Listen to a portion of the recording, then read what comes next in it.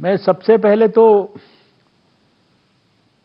Orissa TV को बहुत बहुत बधाई देना चाहता हूं और श्रीमती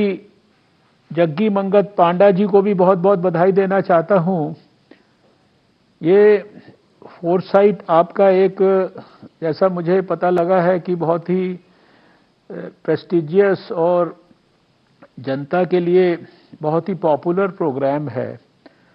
और इस प्रोग्राम में आपने मुझे आमंत्रित किया है, इसके लिए मैं हृदय से धन्यवाद भी करता हूं।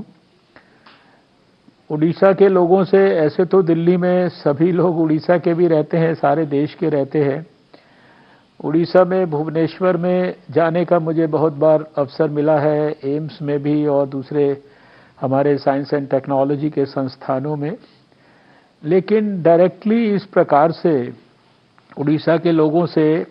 आपके इस चैनल के माध्यम से ही इंटरैक्ट करने का मौका मिल रहा है। मैं आपको सबको और आपके चैनल के माध्यम से उड़ीसा की जनता को हृदय से अभिनंदन करना चाहता हूं। अभिनंदन इस बात के लिए भी करना चाहता हूं कि सारे देश में, सारे समाज ने, सारे हमारे जनता के प्रतिनिधियों ने, जनता ने, हमारी सरकारों ने, इनफैक्ट सभी लोगों ने मिलकर, जिसे कहते हैं कि पूरा एक देश एक परिवार के रूप में कोविड के खिलाफ जंग में हमारे प्रधानमंत्री नरेंद्र मोदी जी के नेतृत्व में जुट गया। और सब लोग जब जुटे तो उसका परिणाम यह हुआ कि आज जब कोविड के खिलाफ जंग को लगभग 1 साल और 2 महीने हो गए हैं, तो हम बड़े गर्व के साथ ये कहने की स्थिति में हैं कि भारत के लोगों ने विषम से विषम परिस्थिति के बावजूद, और जिस भारत के बारे में बहुत सारे लोगों ने आकर ये कल्पनाएं की, अपने प्रेडिक्शंस दिए कि भारत में कोविड से तबाही हो जाएगी, 300-400 मिलियन केसेस हो जाएंगे, 6-7 मिलियन लोग मृत्यु का शिकार हो जाएंगे, कुछ भी काबू नहीं हो पाएगा, इतना बड़ा 135 करोड़ लोगों का देश। वहां पर 1 साल 2 महीने के बाद हमारे देश ने अभूतपूर्व सफलता प्राप्त की है। इसमें तो निश्चित रूप से हम सबको दुख है कि हमारे इस जंग में बहुत सारे भारत में लोगों की भी मृत्यु हुई। हमारे बहुत सारे कोविड वॉरियर्स, उनको अपने प्राण गंवाने पड़े, जिन्होंने हमारे प्राणों की रक्षा के लिए पूरी तत्परता के साथ दिन रात मेहनत से काम किया। लेकिन दुनिया के बड़े से बड़े विकसित देश के मुकाबले भारत ने जो परफॉर्मेंस दिया है, वो उसकी सराहना सारे विश्व में हो रही है, विश्व स्वास्थ्य संगठन के हर फोरम पर हो रही है। और इसका श्रेय मैं भारत की जनता को देना चाहता हूं, भारत के समाज को देना चाहता हूं, जिसको जिस प्रकार से बताया गया, जिस प्रकार की गाइडलाइंस भारत सरकार ने समय समय पर बनाकर और उनको सारे देश के लोगों के साथ सरकारों के माध्यम से शेयर किया, लोगों ने उसको पूरी गहराई और गंभीरता के साथ उनका पालन किया। 6 जनवरी 2020 को सबसे पहले विश्व स्वास्थ्य संगठन ने दुनिया को ये जानकारी दी थी कि 31 दिसंबर 2019 को चाइना में एक नया कोरोना वायरस आया है जो रेस्पिरेटरी प्रॉब्लम कॉज करता है। और उस जानकारी के सारे दुनिया में ब्रेक होने के बाद शायद भारत ने दुनिया में सबसे पहले, मैं जहां बैठा हूं इसी स्वास्थ्य मंत्रालय में, 8 जनवरी को ही हमने अपने एक्सपर्ट्स की पहली मीटिंग की थी और हफ्ते के अंदर अंदर 17 जनवरी तक सारे देश की सभी सरकारों को हमने विस्तृत गाइडलाइंस इशू कर दी थी। अपने एयरपोर्ट्स पर पॉइंट ऑफ एंट्री सर्वेलेंस शुरू कर दिया था। हमारा यद्यपि पहला केस तो 30 जनवरी को भारत में आया, लेकिन उसके पहले सब कुछ हमारे देश में हो चुका था। पॉइंट ऑफ एंट्री सर्वेलेंस से लेकर और कम्युनिटी सर्वेलेंस तक, और सारे देश के अंदर सारी प्रक्रियाएं तैयारी की शुरू हो गई थी। कोविड एप्रोप्रिएट बिहेवियर को भी अपनाने के लिए लोगों को गाइडलाइंस दे दी गई थी। और सबसे बड़ी खूबी ये थी कि हमारे देश में शायद बाकी दुनिया के मुकाबले जिस तरीके की कॉन्टैक्ट ट्रेसिंग्स हुई, आज भी मैं याद करता हूं अपने उस पहले केस को जो मेडिकल स्टूडेंट वुहान चाइना से आया था। उस मेडिकल स्टूडेंट के कॉन्टैक्ट ट्रेसिंग में 162 कॉन्टैक्ट्स को हवाई जहाज से लेकर और उसके घर तक पहुंचने तक, और बीच में होटल और टैक्सी और एयरपोर्ट्स के रिसेप्शन काउंटर्स तक इतने सारे लोगों को संपर्क किया गया। और ये प्रक्रिया सारे साल हमारे देश में जिस प्रकार से जो कॉन्टैक्ट ट्रेसिंग किया गया, ट्रैकिंग किया गया लोगों के कॉन्टैक्ट्स का, और जो इसके बाद अर्ली ट्रीटमेंट शुरू किया गया, डायग्नोसिस किया गया, जो अभी आपने पोटेंशियल की बात की है, तो शायद भारत ने जो अपना जो इनहेरेंट वास्तविक पोटेंशियल है, जो जिसको कहते हैं भारत का जो डीएनए है, भारत का जो एंशिएंट हमारी ताकत है, वो हमने शायद इस चैलेंज को, इस एडवर्सिटी को अपॉर्चुनिटी में बदलकर हमने दिखाया। और उसका देखिए सबसे बड़ा उदाहरण ये है कि एक लेबोरेटरी थी, जब हमने टेस्टिंग किया, हर एक चैनल, शायद ये आपका चैनल भी यही सब कहता होगा, टेस्ट टेस्ट टेस्ट, हर चैनल पर ये बात होती थी। अप्रैल के महीने में हम 6000 जब टेस्ट कर रहे थे शुरुआती दौर में, तो बहुत क्रिटिसिज्म होता था, लेकिन देखते ही देखते एक लेबोरेटरी से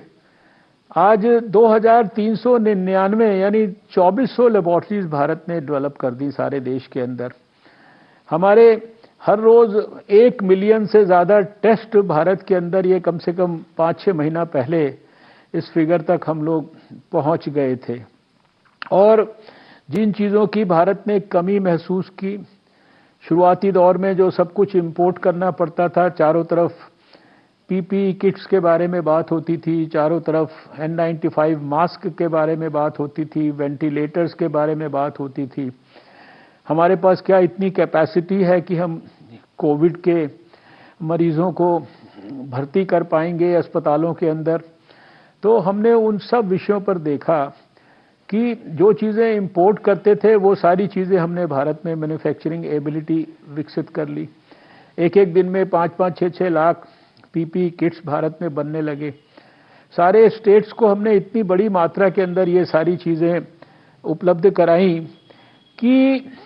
हमारे को याद है कि कई सारे स्टेट्स हमको एक स्टेज के बाद ये कहते थे, आज से 6 महीना पहले, कि प्लीज़ अब आप हमें और मत भेजिए, हमारे पास अपने स्टोर्स में रखने के लिए जगह नहीं है। N95 मास्क के साथ वेंटिलेटर्स हमने सारे देश में बनाने शुरू कर दिए। साइंटिस्ट इस काम के अंदर खड़े हो गए। हाइड्रोक्सी क्लोरोक्वीन 150 दुनिया के देशों को उस समय हम लोगों ने देना शुरू कर दिया। और फिर देखते ही देखते हमने सारे देश में जो हमारी डेडिकेटेड हेल्थ केयर फैसिलिटीज़ हैं, जो कि सिर्फ कोविड के लिए थी, यानी Covid dedicated hospitals, Covid dedicated health facility, Covid care centres, ये भी करीब 20 लाख, आज एग्जैक्ट नंबर अगर मैं गिनूं तो वो 19 और 20 लाख के बीच में बैठता है। और इसके बाद इसके अलावा 12,000 से ज़्यादा क्वारंटाइन सेंटर्स देश में विकसित कर दिए। एक एक दिन में 5 से 10 लाख टेस्टिंग किट्स भारत के अंदर विकसित होनी शुरू हो गई। और मैं स्वयं साइंस एंड टेक्नोलॉजी मिनिस्टर भी हूँ, और हमने देखा कि सारे देश के साइंटिस्ट जो है वो काम के अंदर जुट गए। आई थिंक मैं तो कभी कभी कहता हूँ कि 2020 जो है कोविड के लिए तो याद किया जाएगा, बट इसको ईयर ऑफ साइंस की तरह भी याद किया जाएगा, ईयर ऑफ साइंटिस्ट की तरह से भी याद किया जाएगा, ईयर ऑफ साइंटिफिक एकम्प्लिशमेंट्स की तरह भी याद किया जाएगा। एक डॉक्टर होने के नाते मैं जानता हूं कि वैक्सीन का डेवलपमेंट का प्रोसेस इतना लंबा है, इतना समय लेता है। कई ऐसी वैक्सीन्स के बारे में मैं जानता हूं जो मैं 25 साल पहले दिल्ली में स्वास्थ्य मंत्री होते हुए जिनके ऊपर रिसर्च होती थी, आज भी उन पर रिसर्च हो रही है, लेकिन वैक्सीन अभी तक हमारे पास उपलब्ध नहीं हुई है। दुनिया में रिसर्च हो रही है, नहीं कि खाली हमारे देश की मैं बात कर रहा हूं, लेकिन हमारे वैज्ञानिकों ने सबसे पहले वायरस को दुनिया में आइसोलेट किया। और आज जिस वैक्सीन के बारे में इतनी कंट्रोवर्सीज पिछले समय में क्रिएट की गई, वो आईसीएमआर के साथ मिलकर जो भारत बायोटेक ने बनाई, उसी शुरुआती दौर में जब आईसीएमआर ने वायरस को आइसोलेट किया, उसी समय से दोनों ने मिलकर उसको इनएक्टिवेटेड वायरस की जो भी हमारी जो ट्रेडिशनल टेक्निक्स थी भारत की, उसके हिसाब से वैक्सीन पर काम करना शुरू किया। शॉर्टेस्ट पॉसिबल टाइम में 1 साल से पहले, यानी कुछ ही महीनों के अंदर हमने देश के अंदर वैक्सीन बना दी। आज 2 वैक्सीन तो लोगों को उपलब्ध हो गई हैं, और सही मायने में अगर मैं टोटल वैक्सीन्स का जिक्र करूं तो कम से कम 6-7 वैक्सीन्स तो ऐसी हैं जो क्लिनिकल ट्रायल्स के विभिन्न फेजेस में हैं। उसमें से कुछ तो बहुत ही जल्दी कुछ महीनों में बाजार में आ जाएंगी, और कम से कम 1 दर्जन ऐसी हैं जो pre clinical trials, advance pre clinical trials में है। यानी भारत की एक प्रकार से अभूतपूर्व क्षमता। आज मैं जब इस कार्यक्रम में आने से पहले आज सुबह का डाटा देख रहा था तो 3,23,064 सेशंस वैक्सीन को देने के लिए भारत में हो चुके हैं, और 1,66,00,000 से ज़्यादा जो है लोगों को वैक्सीन उपलब्ध हो चुकी है। कल का मैंने डाटा देखा, कल में अकेले भारत में 9,94,000 से ज़्यादा लोगों को वैक्सीन उपलब्ध हुई। यानी कि इतने शॉर्टेस्ट पॉसिबल टाइम में भारत जैसे बड़े देश में भारत के वैज्ञानिकों की सहायता से, और जिसको भारत को पहले भी एक प्रकार से ड्रग्स की दृष्टि से भी और वैक्सीन्स की दृष्टि से भी दुनिया की फार्मेसी कहा जाता था, भारत ने एक बार फिर प्रूव करके दिखाया कि भारत वास्तव में, जैसे पहले भी 50-60% दुनिया की वैक्सीन्स जो भारत की जो डेवलप्ड कंट्रीज़ को भारत के माध्यम से पहुंचती थी, आज मैं देख रहा था कि 21 देशों को तो ग्रांट्स के माध्यम से और 36 देशों को कॉन्ट्रैक्ट के माध्यम से, यानी 50 से ज़्यादा देशों को भारत जो है ये वैक्सीन्स उपलब्ध करा रहा है। कुल मिलाकर मेरा ये कहना है कि जो प्रधानमंत्री नरेंद्र मोदी जी के नेतृत्व में सारे देश ने, सारे देश की सरकारों ने, सारे समाज ने, और जैसे जैसे जब ज़रूरत पड़ी, हमने देखा करोड़ों जो है माइग्रेंट वर्कर्स को तकलीफ हुई, समाज भी उठकर खड़ा हो गया, सरकार भी उठकर खड़ी हो गई, और सरकार ने तो 80 करोड़ से ज़्यादा लोगों को कई महीनों तक उनके खातों में पैसा ट्रांसफ़र कराया, उनके लिए अनाज की व्यवस्था की। वहाँ दूसरी तरफ समाज के लोग खड़े हो गए और उन्होंने उनके लिए जहाँ जहाँ वो थे उनके लिए सब प्रकार की सहायता सैकड़ों एनजीओज ने की। जब ज़रूरत पड़ी उनको उनके नेटिव प्लेस पर पहुँचाने की, तो 65 लाख से ज़्यादा जो माइग्रेंट वर्कर्स थे, इनको उनके लिए स्पेशल ट्रेन्स की व्यवस्था करके उनको उनके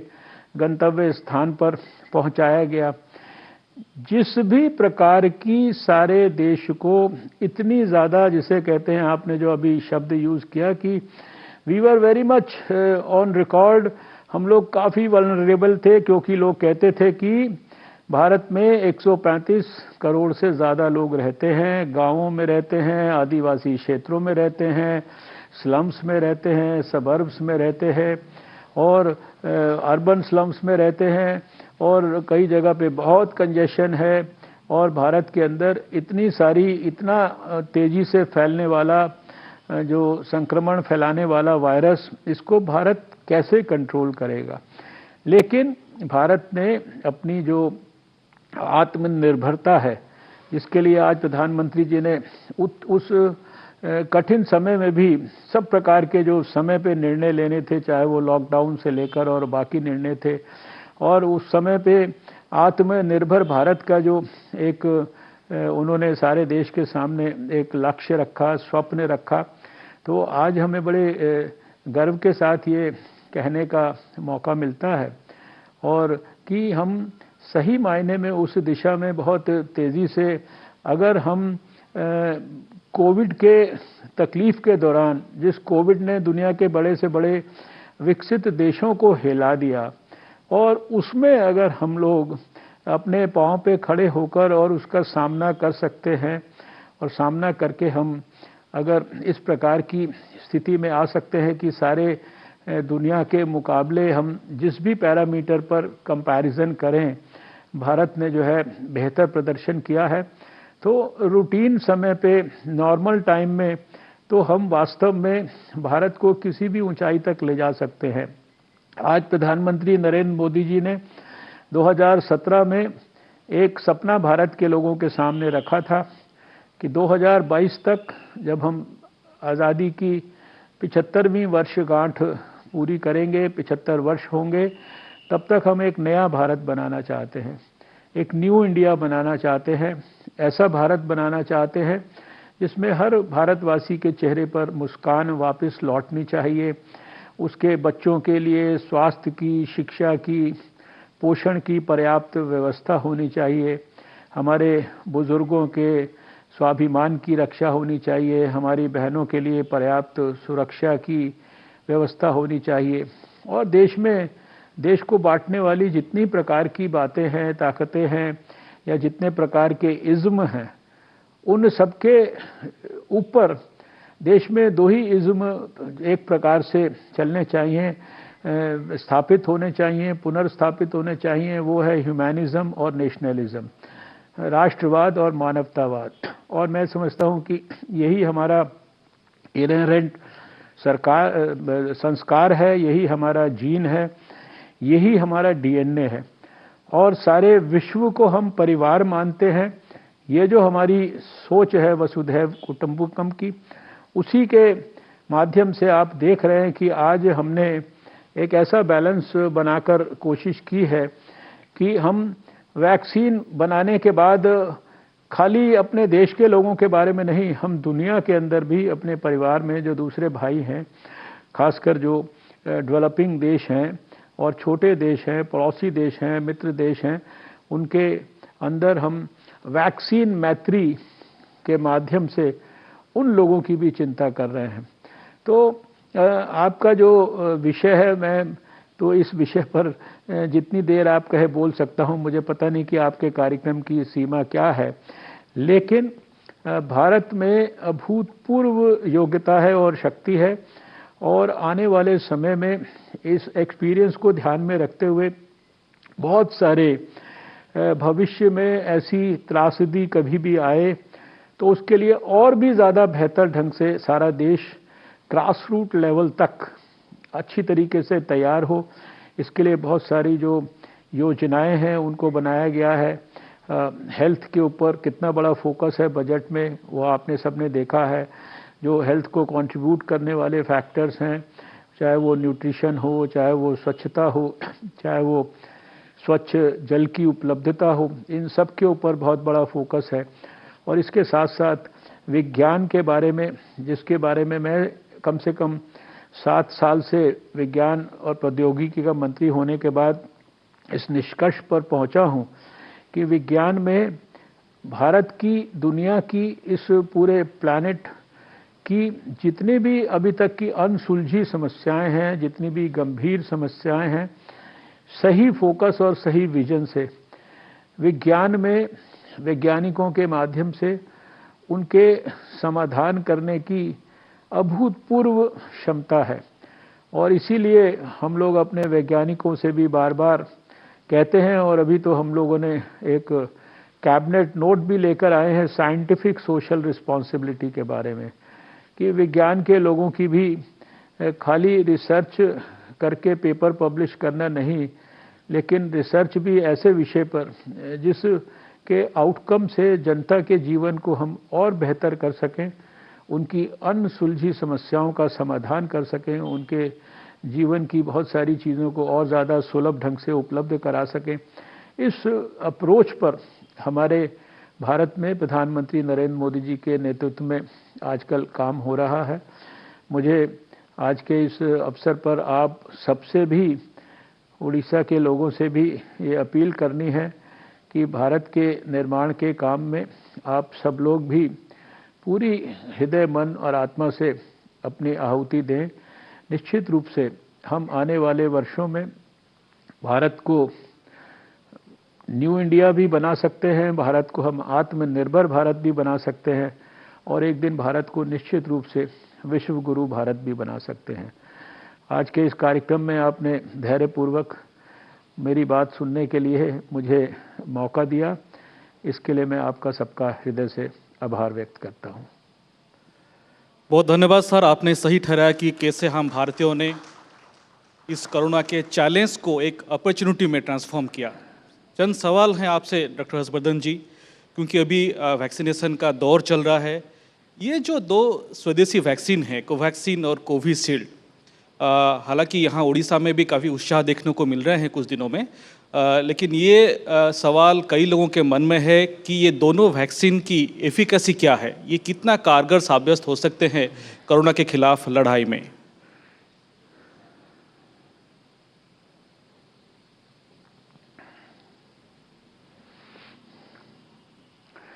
देखिए, ये वैक्सीन्स को इमरजेंसी यूज अप्रूवल ये जब दिया जाता है तो ये कोई आर्बिट्रेरी प्रोसेस नहीं होता है।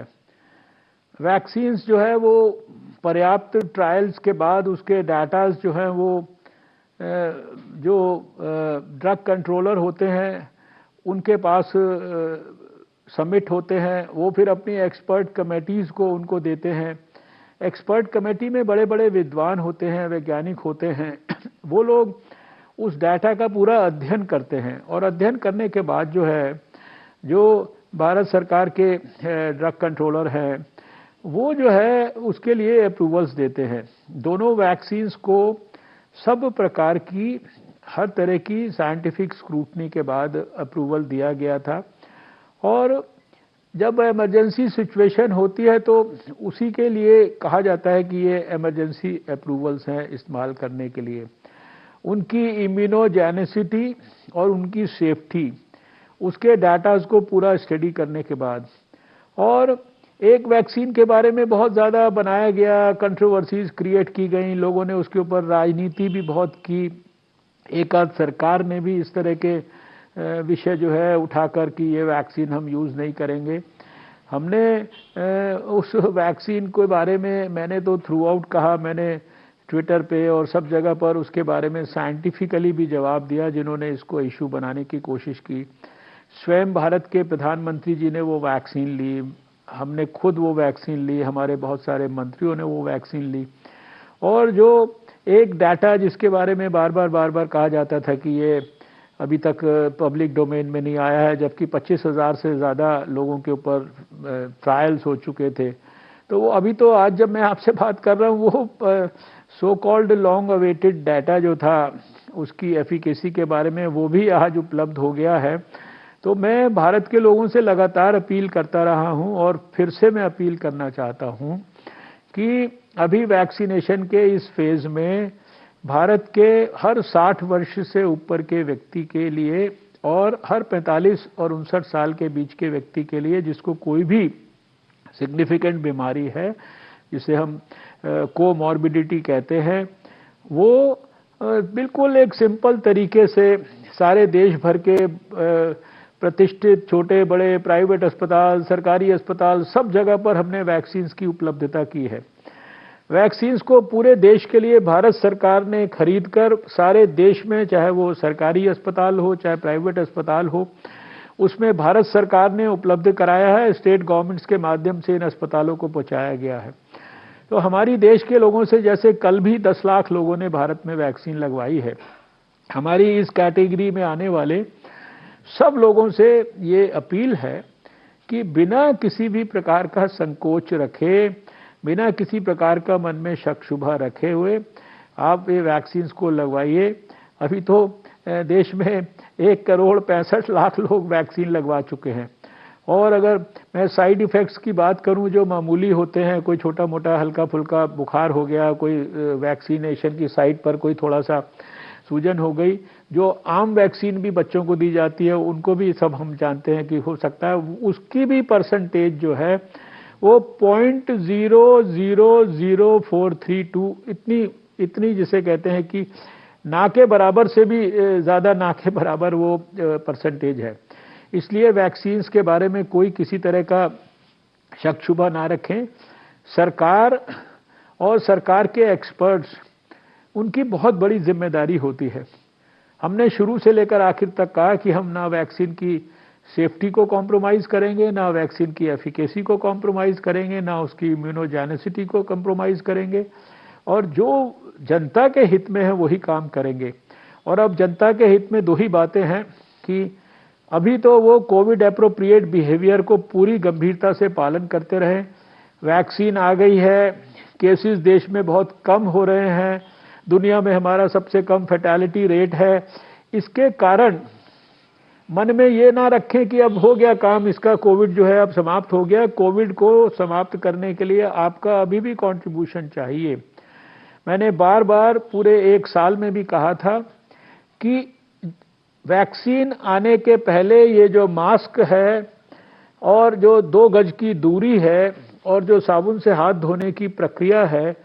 ये हमारी सबसे बड़ी सोशल वैक्सीन है और ये हमारा जो कोविड के खिलाफ बचाव का सबसे बड़ा हथियार है। और कोई अगर हमारी प्राणों की रक्षा कर सकता है तो शायद सबसे ज़्यादा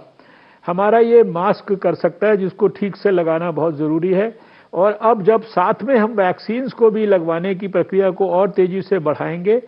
तो आने वाले समय में हम देखेंगे कि कोविड के खिलाफ हमारी जो जंग में सफलता, उसके पैरामीटर्स और मजबूत होते जाएंगे और अंततोगत्वा हमको कोविड के खिलाफ जंग में निश्चित रूप से सफलता मिलेगी। इसके बारे में मुझे व्यक्तिगत तौर पर कोई ज़रा सा भी संदेह नहीं है।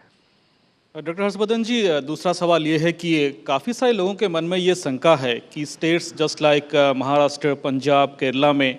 केसेस बढ़ रहे हैं, तो क्या आप इसे सेकेंड वेव मानते हैं और इसे लेकर क्या तैयारी है?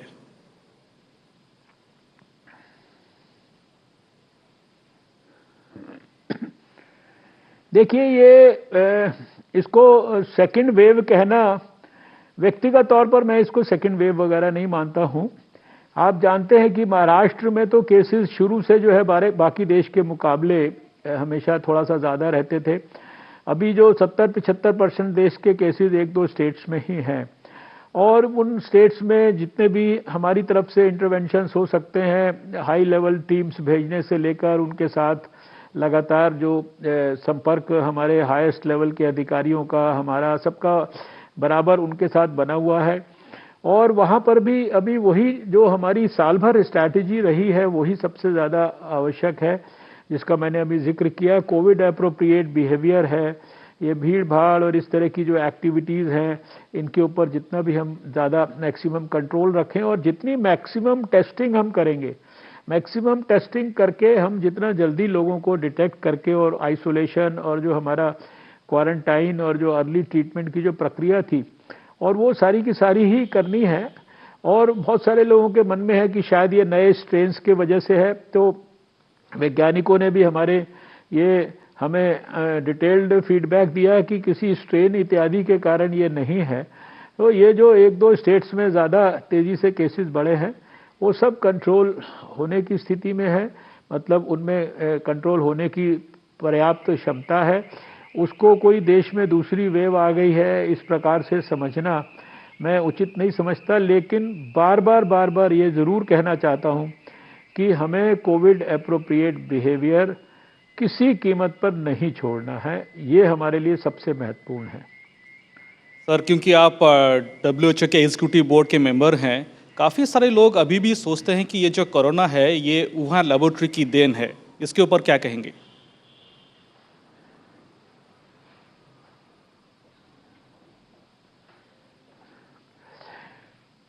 देखिए,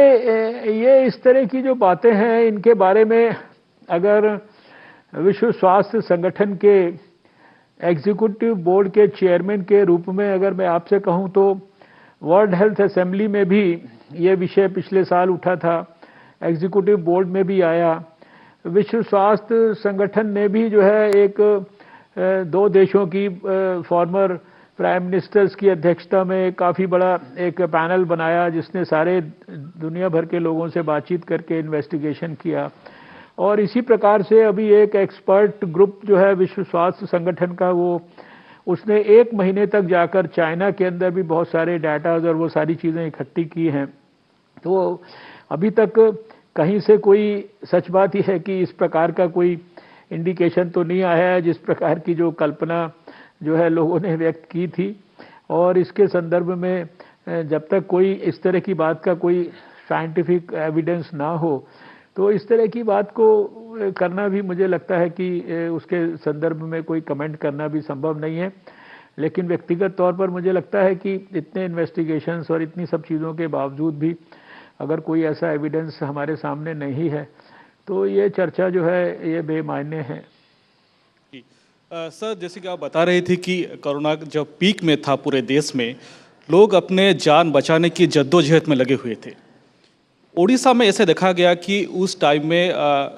कोविड के परचेज को लेकर स्कैम्स हुई, जो आज सामने आ रहे हैं आरटीआई डॉक्यूमेंट के जरिए और विभिन्न फोरम के जरिए। इसके ऊपर आपका क्या मानना है? हालांकि उड़ीसा में 1-2 केसेस में तो इंक्वायरी भी चल रहे हैं, तो इसे आप कैसे देखते हैं?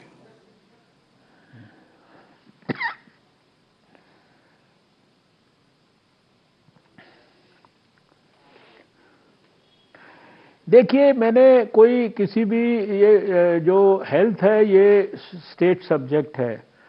और स्वास्थ्य मंत्रालय ने भारत सरकार के सभी स्टेट्स को, चाहे वो फाइनेंशियल सपोर्ट की दृष्टि से हो, चाहे वो काइंड में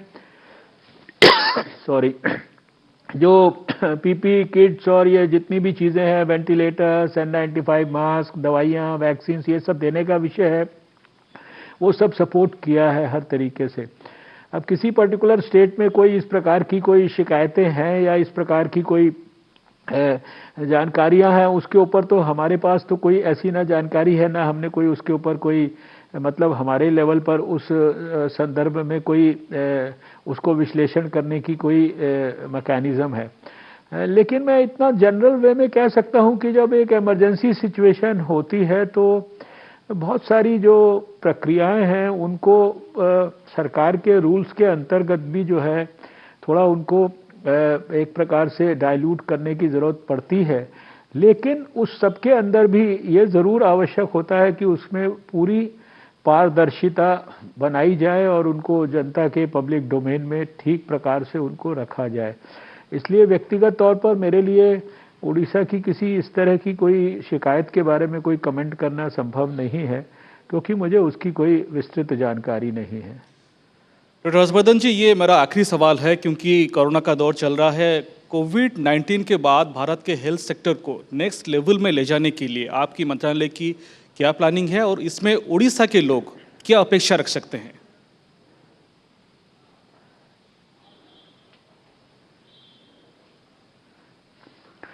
देखिए, उड़ीसा के लोगों के लिए भी और सारे देश के लोगों के लिए भी कोई अलग अलग स्ट्रैटेजी नहीं है। नीचे ग्रास रूट लेवल तक, हमारे ब्लॉक लेवल तक जो है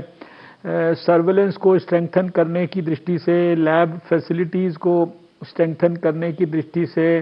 हेल्थ एंड वेलनेस को जो सेंटर्स हैं उनको स्ट्रेंथन करने की दृष्टि से, और उड़ीसा के बारे में तो मुझे पता है कि जो हमारा जो NCDC है, national centre for disease control, उसकी भी एक बड़ी शाखा जो है वहाँ पर जहाँ तक मैं स्मरण कर पा रहा हूँ वो प्रस्तावित है। बहुत सारी ऑल इंडिया इंस्टीट्यूट जो है वहाँ पर एम्स में भी बहुत सारी चीज़ों को और स्ट्रेंथन किया जा रहा है। तो सारे देश की तरह आने वाले समय में जो इस बजट में जो नीचे तक, डिस्ट्रिक्ट लेवल तक, ब्लॉक लेवल तक अनेक प्रकार की जो हेल्थ फैसिलिटीज़ को स्ट्रेंथन करने की जो योजना बनाई गई है, उसका जो पर्याप्त लाभ निश्चित रूप से उड़ीसा के लोगों को भी मिलेगा। और इसके साथ साथ जो हमारी साइंस की जो वहाँ पर लेबॉर्ट्रीज़ हैं कई प्रतिष्ठित, उसमें भी बहुत सारी जो भी कुछ स्ट्रेंथनिंग करने की चीज़ों की आवश्यकता है, वो सारे के सारी योजनाओं को भी उड़ीसा के लोग आने वाले वर्षों में देखेंगे कि उनको भी स्ट्रेंथन किया जाएगा। आपके कार्यक्रम में उतने विस्तार से एक-एक चीज़ के बारे में चर्चा नहीं हो सकती, लेकिन आप जानते हैं कि जब टेस्टिंग को बढ़ाने का विषय था, तो बड़ी जो इतनी बड़ी कैपेसिटी वाली लेबॉर्ट्रीज़ और वो सारी चीज़ें, मतलब उड़ीसा को किसी भी प्रकार से पीछे नहीं रखा गया है। उड़ीसा को हर प्रकार का सपोर्ट भारत सरकार के द्वारा दिया गया है और आगे भी दिया जाएगा। बहुत बहुत धन्यवाद सर। हम यही आशा रखेंगे कि आपके दिग्दर्शन से, प्रधानमंत्री नरेंद्र मोदी जी के नेतृत्व से हम इस और पूरे देशवासियों के सहयोग से हम इस कोरोना की लड़ाई को जीत पाएंगे। आप हमारे लिए समय निकाले, इतना वक्त दिए, बहुत बहुत धन्यवाद।